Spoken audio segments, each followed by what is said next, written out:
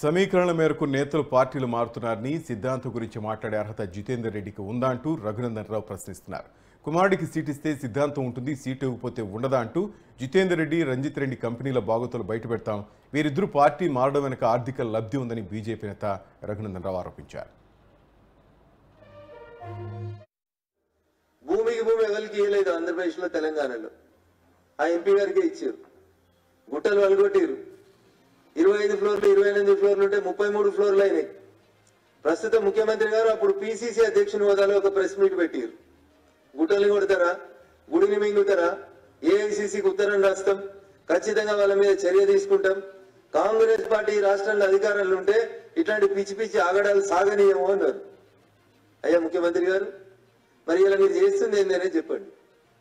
గౌరవనీయులు జితేందర్ రెడ్డి గారు, గౌరవనీయులు చేవెళ్ళ ఎంపీ రంజిత్ రెడ్డి గారు పార్టీ మారడం వెనకాల జరిగినటువంటి ఆర్థిక ప్రయోజనాలు, కంపెనీల ప్రయోజనాలు, ఇతర పార్టీల్లో ఈ ఎన్నికలలో అభ్యర్థుల్ని ఇబ్బంది పెట్టడానికి మీరు పంపించబోతున్నటువంటి డబ్బుకు సంబంధించి పూర్తి స్థాయిలో మా దగ్గర సమాచారం వచ్చింది. ఏ కన్స్ట్రక్షన్ కంపెనీ ఏ రకమైనటువంటి పనులు చేస్తా ఉంది, ఏ కన్స్ట్రక్షన్ కంపెనీని అడ్డం పెట్టుకొని మీరు ఈ రకమైనటువంటి వ్యాపార స్వప్రయోజనాల కోసం పార్టీలు మారింది అనేది ప్రజలందరికీ త్వరలోనే ఉంచబోతా ఉన్నాం ప్రజల ముందు.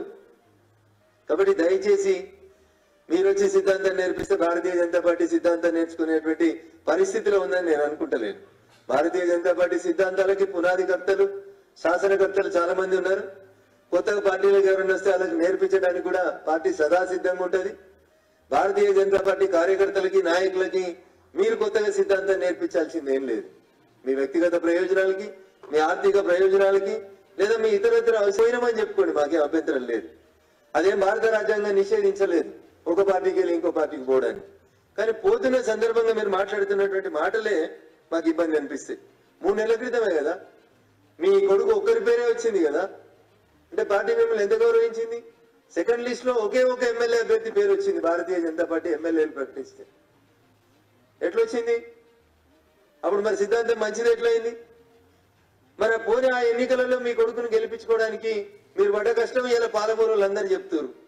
వారం రోజులు ఎన్నికలు ఉన్నాయనగా మీరు ఎవరి కోసం పనిచేసిండ్రు? మీ కొడుకు కోసం పనిచేసిర్రా? ఇలా రాష్ట్రంలో అధికారంలోకి వచ్చిన పార్టీ కోసం పనిచేసిర్రా? నేను అడుగుతలేని మాట, పాలమూరు బిడ్డలు అడుగుతున్నారు. అయ్యా జితేందర్ రెడ్డి గారు